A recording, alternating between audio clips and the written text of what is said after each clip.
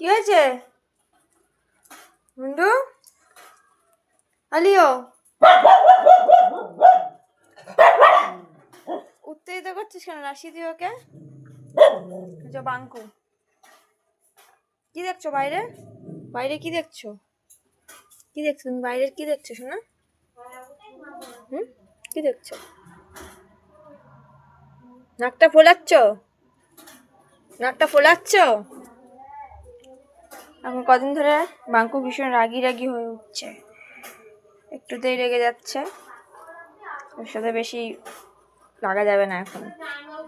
এই যে আমার দুষ্টু মিষ্টি রাশি, দেখেছ? বুঝে বললো।